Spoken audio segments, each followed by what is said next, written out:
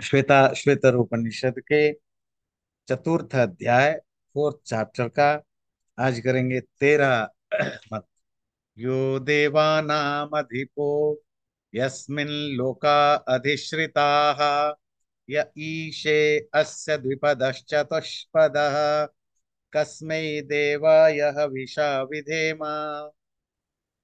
तो ये सारे आप देख रहे हैं वेद मंत्रों का टुकड़ा टुकड़ा है, पाठ इसमें आया है। या ईसे अस्य द्विपद चतुष्पद।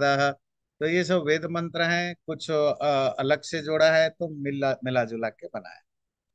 यो जो देवानाम देवताओं का अधिप, स्वामी, मालिक, लॉर्ड, यस्मिन जिसमें, लोका सारे संसार, अलग अलग वर्ल्ड्स, अधिश्रिता आश्रित हैं, रहते हैं, यह ईशे जो शासन करता है, अस्य द्विपदश चतुष्पद जो भी द्विपद हैं, दो पैर वाले, या चतुष्पद चार पैर वाले, कस्मै देवाय उस सुख स्वरूप देवता के लिए, हविषा हम हवि के द्वारा अपना भक्ति अर्पित करते हैं।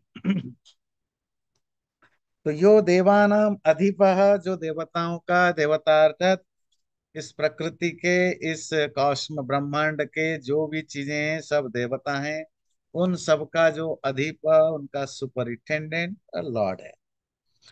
यस्मिन लोका अधिश्रिता जिसमें सारे संसार आश्रित हैं, रेस्ट करते हैं।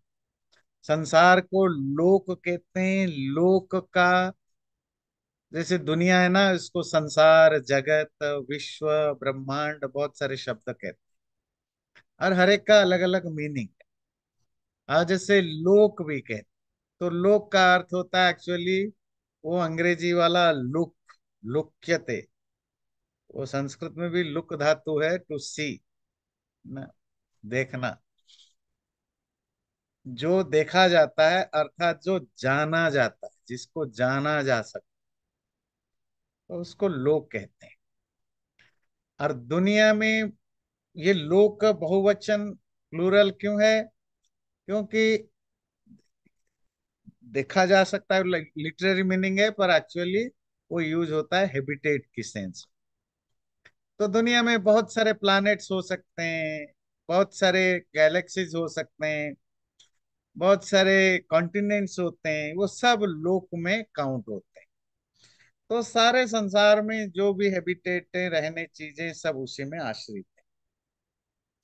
यह ईशे जो रूल करता है किन पर? जो क्रिएचर है। और क्रिएचर बहुत तरह के होते हैं, दो पैर से लेकर के अनगिनत पैरों तक। तो उनका एक उपलक्षण है, उपलक्षण मतलब एक रिप्रेजेंटेटिव वर्ड यूज किया, दो पैर और चार पैर वाले। चार पैर क्यों बोला भाई? छह पैर बोल देते, चार पैर कुछ और बोलते, क्योंकि ह्यूमन बीइंग अपने सराउंडिंग में जो दूसरे एनिमल्स हैं वो चार पैर वाले होते हैं, मैमल्स मोस्टली होते हैं। गाय, बकरी, भेड़, अपना ये जो आपका घोड़ा, हाथी, कुत्ते, बिल्ली, चूहा, ये सब दो और चार पैरों में। पक्षी वगैरह जो होते हैं वो भी दो पैर वाले होते हैं। तो दो और चार में मोस्ट ऑफ जो ह्यूमन बीइंग, मनुष्य, और उसकी सराउंडिंग में जो भी एनिमल्स और बर्ड्स है वो आ जाते हैं। तो बहुत सारे वेद मंत्रों में, इवन कर्मकांड में यूज होने वाले मंत्रों में भी, तो जब प्रार्थना की जाती है तो ये शब्द आता है कि हमारे पशुओं को, हमें, हम हमारे मनुष्यों को और पशुओं को दोनों की रक्षा करो, दोनों पर कृपा करो, दोनों पर कल्याण करो। या थोड़ी टेक्निकली जो बोलते हैं, ये द्विपद चतुष्पद। द्विपद में ह्यूमन बींग आ गए, चतुष्पद में बाकी एनिमल्स आ जाते। तो हमारे इंसान और जो दूसरे पशु पक्षी हैं उन पर आप कृपा कर। तो जो पशु पक्षी कहे जाते हैं वो एक्चुअली हर तरह के पशु पक्षियों के बारे में नहीं, मतलब जो हमारे डोमेस्टिक एनिमल्स होते हैं, मतलब ह्यूमन बींग के आसपास जो रहते हैं, क्योंकि वो जरूरत की चीजें होती है ना। वो कुत्ता हो, बिल्ली हो, वो आपका घोड़ा हो, हाथी हो, गाय हो, बैल हो, तो ये सब चीजें हमारी आसपास, इवन जो पक्षियां भी होते हैं वो they are part of our ना, हमें एंटरटेन करते हैं, अच्छा लगता है। तो हम उनको अपना फैमिली मेंबर समझते हैं, ह्यूमन बीइंग है ना। तो इसीलिए वो प्रार्थनाओं में सम्मिलित होते हैं। तो वो जो परमात्मा सब तरह के क्रिएचर के स्वामी है, लास्ट लाइन, उसके लिए हम अपनी हवि से उनकी पूजा करते हैं। शब्द क्या दिया? कस्मई। अब कस्मई अगर संस्कृत व्याकरण में देखेंगे तो उसमें आपको मिलेगा किम किम शब्द। किम शब्द का अर्थ होता है कौन। चतुर्थी एक वचन में कस्मई, किस देवता को आहुति दें। मोस्ट ऑफ वेस्टर्न स्कॉलर ने यही लिया कि ये हिंदू लोग कंफ्यूज थे, they didn't know who is that God whom they need to worship। फिर उनसे नकल करके मॉडर्न हिंदुइज्म वालों ने बोला हम तो प्लूरलिटी है, हमारे यहाँ हम हर किसी को मान लेते हैं। नहीं, अगर आप डिक्शनरी में भी जाएंगे, वहां और एक शब्द मिलेगा कह। और कह का अर्थ होता है आनंद। वैसे कह का मतलब पानी भी होता है, पानी मतलब जल, वाटर भी होता है। तो क का अर्थ होता है आनंद। ये जो स्वर्ग के लिए जो ना का शब्द है उसमें भी क है, नरक में भी क है। ये क आनंदवाची है, ब्लिस। तो उसकी चतुर्थी एक वचन में भी कस्मे ही बनेगा। उस आनंद स्वरूप परमात्मा के लिए, वह आनंद स्वरूप ईश्वर के लिए, देवता के लिए, देवता शब्द, उस आनंद रूप देवता के लिए। अब अगला भी इंटरेस्टिंग है, हविषा विधेम। हवि के द्वारा हम अपनी परफॉर्मेंस करते हैं, पूजा करते हैं। जैसे हम बहुत बार डिस्कशन कर चुके हैं, जो पिछले 1000-1500 साल से डेवलप होते होते आज जिस रूप में ये जो न्यू हिंदुइज्म में पूजा करने की तरीका है, वो पूजा की तरीका पहले नहीं था। इवन 500 साल पहले भी इस तरह डेवलप नहीं था, उससे पहले। तो जो एक्चुअली सनातन धर्म में ईश्वर पूजा की जो व्यवस्था थी, वो दो थी, ब्रह्म यज्ञ और देव यज्ञ। सुबह शाम संध्या करना, और संध्या के साथ संध्या मतलब ईश्वर भक्ति, मेडिटेशन मिला के, और कुछ सत्शास्त्र, ऐसे शास्त्र जिनमें मुख्य की विचार है उनको पढ़ना। ये है ब्रह्म आपकी संध्या। और ये जो अग्निहोत्र, अर्थात यज्ञ करना, यज्ञ के अलग अलग। तो वो जो आप आहुति डालते हैं, उस आहुति को हवि कहते हैं।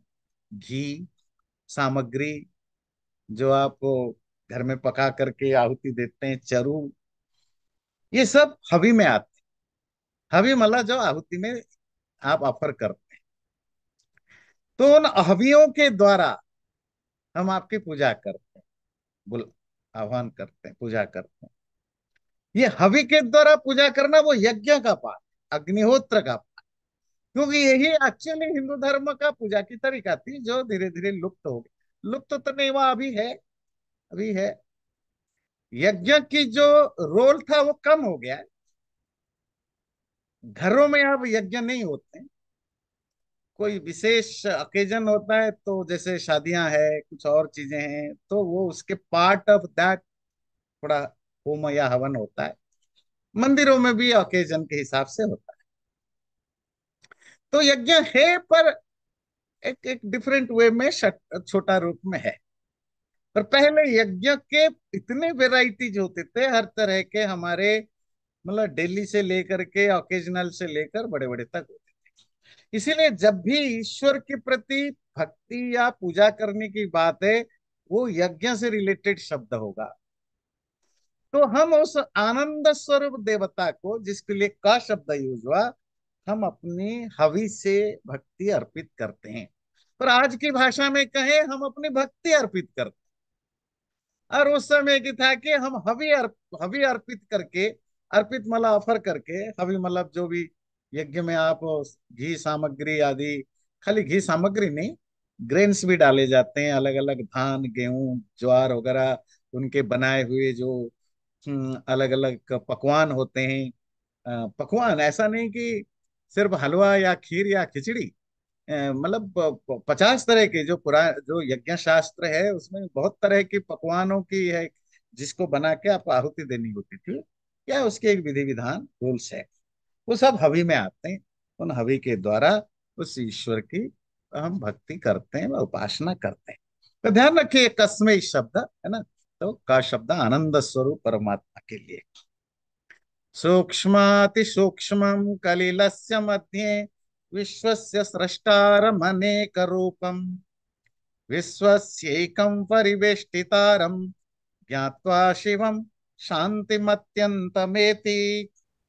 सूक्ष्म शटल,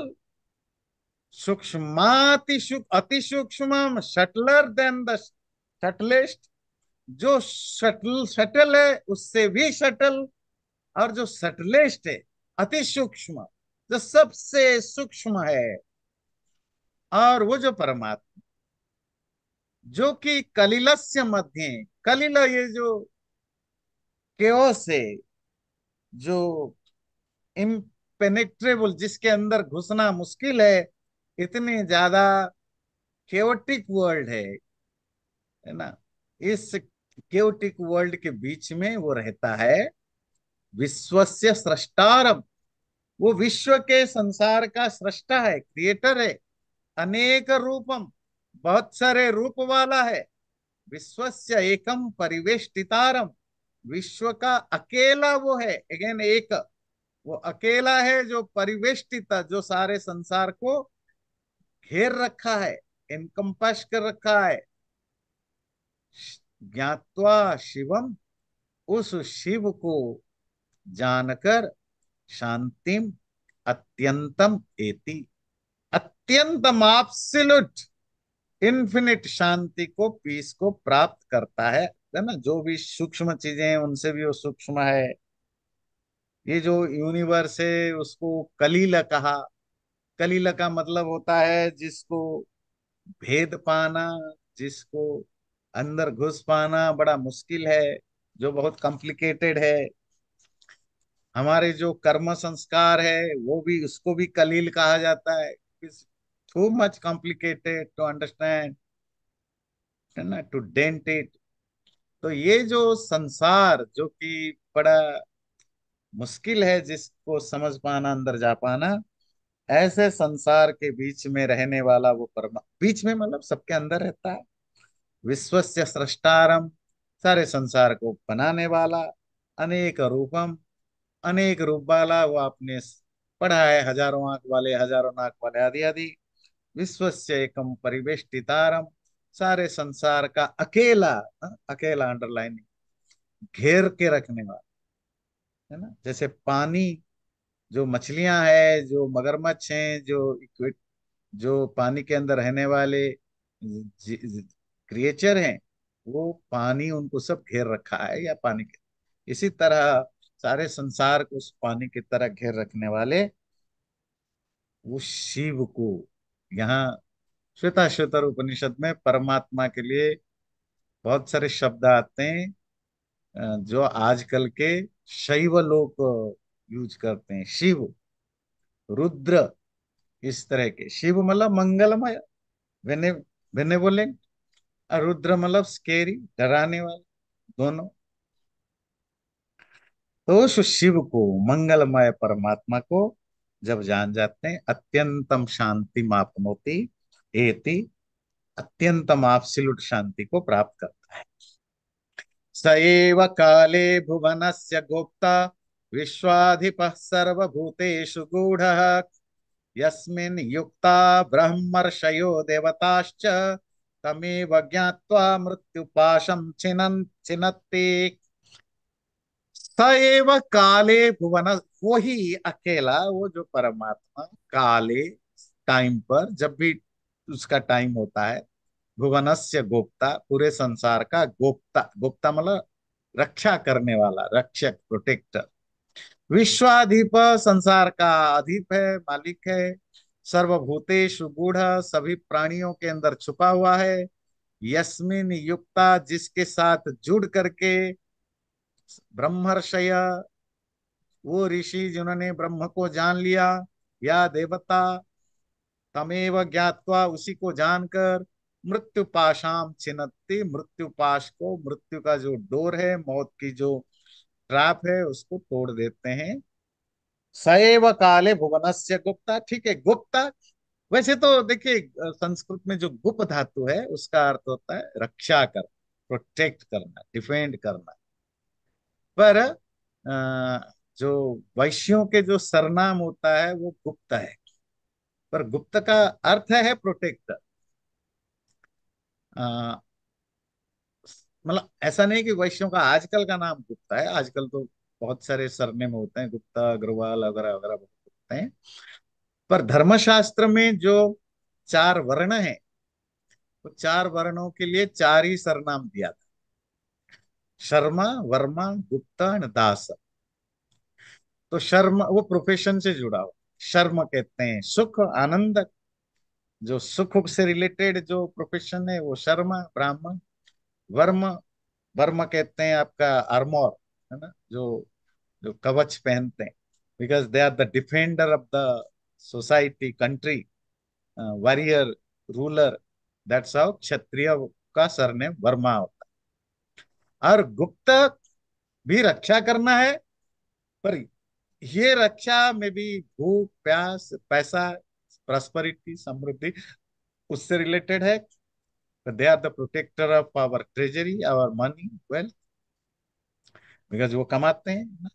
उनको आजकल अच्छा वर्ड यूज करते हैं, उनके लिए आया है वेल्थ जनरेटर। उसी गुप धातु से गोप भी बना है। गोप, ये जो गोप एक जगह का नाम है ना, जहाँ कृष्ण पले बढ़े, वहां के रहने वाले को गोप। पर वो गोप एक तो गुप धातु से भी हो सकता है, गुप रक्षण है, और उसका और भी एक एटिमोलॉजी है, वो है गो। गोमाला, जो कैटल होते हैं, प पालन करने वाला, कैटल पालन करने वाले, अर्थात गाय पालने वाले, जिसको आजकल कहते हैं ग्वाले, ग्वालों को भी गोप कहा जा सकता है। पर उसमें दो मीनिंग, दो तरह की व्याख्या, इंटरप्रिटेशन होता है ना, एक धातु से डायरेक्ट और एक गो और प से। तो यहाँ भुवनस्य गुप्ता, यहाँ गुप्त नहीं गोप्ता है, पर रूट तो सेम ही है। उस संसार, वो जो परमात्मा जो संसार का गोप्ता है, रक्षक है, प्रोटेक्टर है। विश्वाधीप, वो तो ठीक है, विश्व का अधीप है, बार बार आता है, सर्वभूतेषु गूढ़, सभी के अंदर हिडन है, छुपा हुआ है। यस्मिन युक्ता ब्रह्मर्षयो देवताश्च, जिसके साथ जुड़ करके, जुड़ के मतलब जब आप मेंटली उससे कनेक्टेड होते हैं, जिसको आप मेडिटेशन, मेडिटेशन के लेवल पर जब आप उससे कनेक्ट होते हैं, उसी से योग शब्द बना युक्त।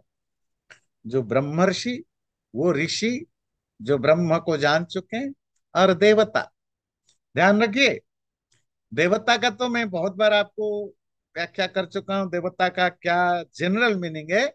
पर देवता मनुष्यों में राजाओं को जब एड्रेस किया जाता है तो देव कहा जाता है, ब्राह्मणों को जो ज्ञानी विद्वान होते हैं उनको भी देव कहा जाता है।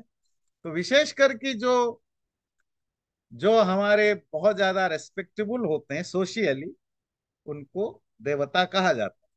तो देवता शब्द का अर्थ ज्ञानी विद्वान भी होता है। ब्राह्मणों को, आज भी ब्राह्मणों को भूदेव कहा जाता है। जो ब्राह्मण लूटना चाहते हैं ना, थोड़ा उल्लू बनाना चाहते हैं, मैनिपुलेट करना चाहते हैं, तो उनके भाषणों में बिल्कुल धर्मशास्त्र में लिखा है कि ब्राह्मण भूदेव होते हैं। भू समझते हैं, धरती, धरती की देवता। तो ठीक है, धरती के देवता राजा भी है, ब्राह्मण भी है, माता भी है, पिता भी है, गुरु भी है, ये सब देवता है। पर जो जो ठग होते हैं वो फिर इसको कैश करते हैं, देखो भगवान को पूजने की जरूरत ही नहीं। जो हम जो है, हम भगवान के चलंती देवता, चलंती देवता मतलब चलता फिरता भगवान हम ही होते हैं। भगवान को कौन मिलेगा? हमें कहा जाता है भूदेव, धरती का ईश्वर तो कौन देखने जाएगा, पर हमारे हमें ही देखोगे तो भगवान मिला, हमें पूछोगे तो भगवान को। तो इस तरह के भी प्रोपागंडा चलता है ना, इसी को यूज करके। पर आपको समझना होगा कि क्यों प्रोपागंडा चलता है, क्योंकि है देवता शब्द का अर्थ है ज्ञानी, विद्वान, ब्राह्मण, राजा, इन सब के अर्थ में यूज होता है। आप संस्कृत में जितने नाटक देखेंगे जो देखेंगे, सब में राजाओं को जो एड्रेस किया, जैसे इंग्लिश में आप कहते हैं योर हाईनेस, है ना, ऑनरेबल लॉर्ड, माय लॉर्ड। तो संस्कृत में जो शब्द मिलता है देव, देव चंद्रगुप्त, यही वह आगच्छति, देव चंद्रगुप्त, मतलब king Chandragupta is coming here. तो देव शब्द आपको इस अर्थ में मिलेगा। तो यहाँ देवता का अर्थ वही जो ज्ञानी विद्वान लोग हैं, और जो ब्रह्म को जानने वाले ऋषि मुनि लोग हैं, वो उसके साथ अपने आप उस परमात्मा उसके साथ अपने आप को जोड़ करके, तमेव ज्ञात्वा, उसको जान करके, मृत्यु पाशान छिनत्ति, अपने मौत की जो पाश है, फांस है, ट्राप है, उसको तोड़ देते हैं। मौत की पाश, मौत कहाँ से आती है? पैदा होने के कारण से आता है। पैदा क्यों होते हैं? कर्म करने के कारण आता है। कर्म का फल संस्कार क्यों बनता है? क्योंकि कर्म के साथ जब आप कर्तृत्व भाव, डूअरशिप को जोड़ते हैं या अटैचमेंट करते हैं, तो ये जो कर्म के साथ डूअरशिप का कनेक्शन, अटैचमेंट, उससे बनने वाला जो सबकॉन्शियस मेमोरी, उससे बनने वाला जो जन्म, जन्म के कारण मौत, ये जो ट्रैप है, इसी को पाश कहते हैं, है ना, मतलब ट्रैपिंग नेट, है ना। ये जो ट्रैपिंग नेट है, उसको वो तोड़ देते हैं कब? जब वो उस परमात्मा को जान लेते हैं। हाँ आचार्य जी, आपने जो हाँ, चार बताए थे, शर्मा, वर्मा, गुप्ता और चौथा कौन सा और था? अच्छा एक रहेगा दास, दास। दास, अच्छा हाँ, ठीक है। तो दास मतलब सेवक, सर्वेंट। ठीक है। तो जो ठीक। पावरफुल नहीं, जो नॉलेजेबल नहीं, जो रिच नहीं, वो वर्किंग क्लास हो, उसी को दास कहते हैं। ओके, अगला लेते हैं। घृतात् परम मंडमिवाति सूक्ष्मं, ज्ञात्वा शिवं सर्वभूतेषु गूढ़ं, विश्वस्येकं परिवेष्टितारं ज्ञात्वा देवं मुच्यते सर्वपाशैः। घृतात् परम मंडमिव, घी के ऊपर, घी से परे जो एक फाइनर सटल लेवल की मंड है, मांड, जिसको मलाई कहते हैं,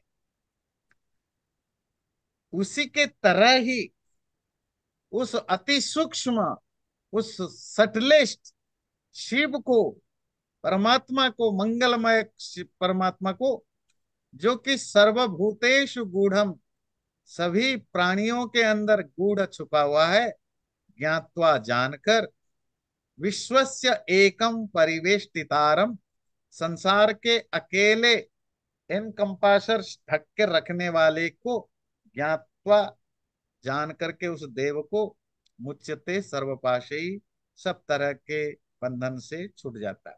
सब तरह के बंधन मतलब कर्म बंधन, कर्म संस्कार, है ना, से छूट जाता है।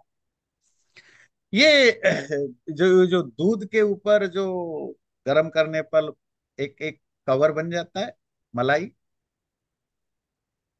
जब चावल आप आजकल तो कुकर में पकाते हैं, जब आप ओपन पकाते थे, तो उसके ऊपर एक लेयर बन जाती है, उसको हिंदी में भी बोलते हैं मांड। वही संस्कृत में मंड है। मंड मतलब वो जो ऊपर का लेयर बनता है। इवन जब आप सपोज जूस ऐसे डालते हैं ना, या कोल्ड ड्रिंक वगैरह, तो ऊपर झाग बन जाता है। झाग समझते हैं? तो झाग को भी मांड बोलते हैं। ये मैंने कुछ एग्जांपल दिया। कोई भी लिक्विड चीज के ऊपर गर्म करने पर या किसी भी कारण से जो एक ऊपरी एक फाइनर लेयर बनता है, उसी को मंड या मांड बोलते हैं। क्लियर है?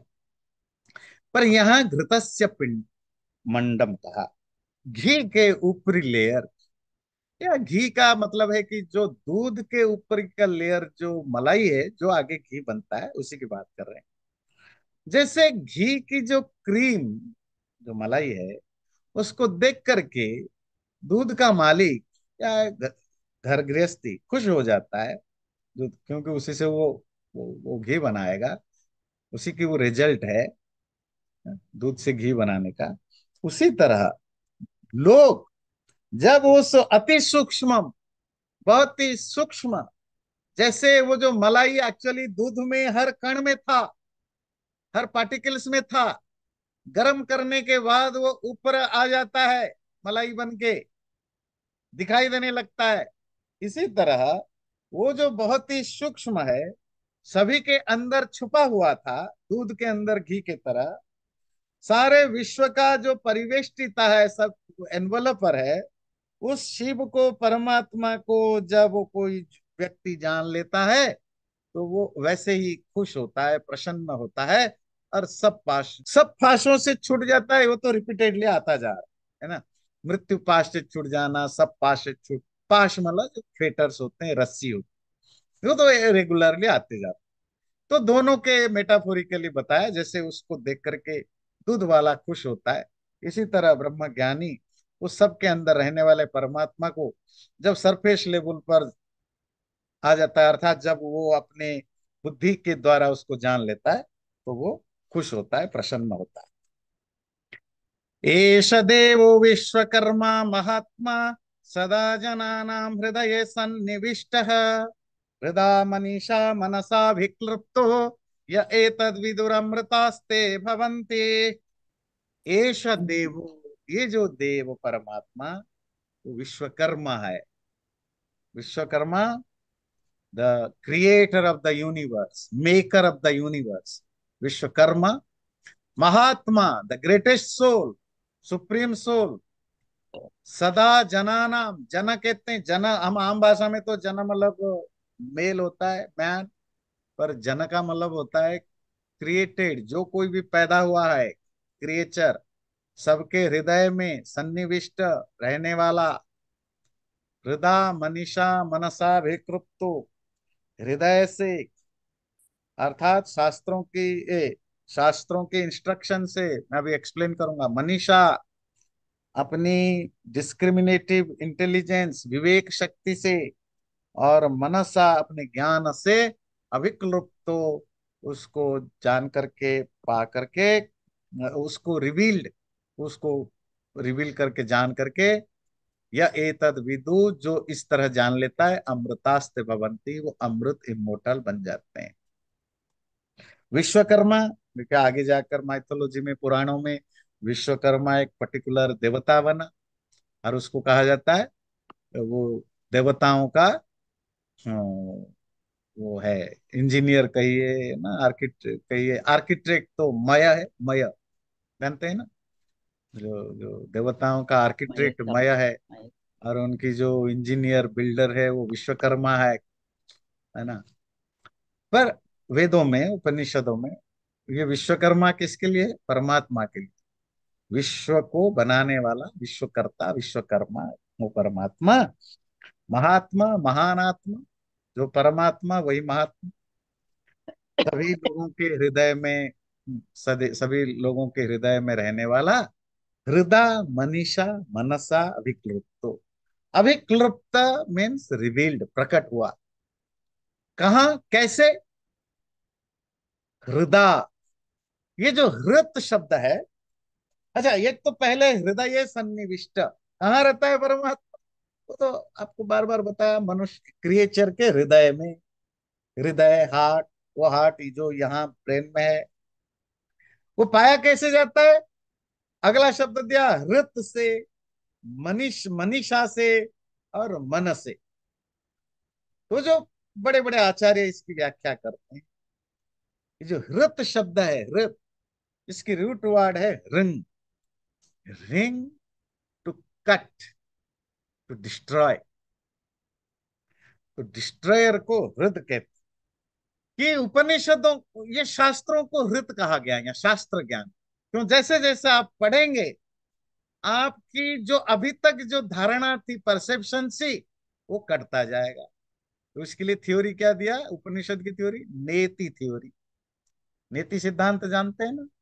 ना इति, this is not, this is not, ये कैसे आए? जैसे जैसे आप शास्त्र पढ़ेंगे तो आपकी नेति सिद्धांत में, नीति सिद्धांत की दो लेवल है। एक थियोरिटिकली जब पढ़ते हैं तो भी अभी तक आप एक इग्नोरेंट हैं, आपको कुछ नहीं पता।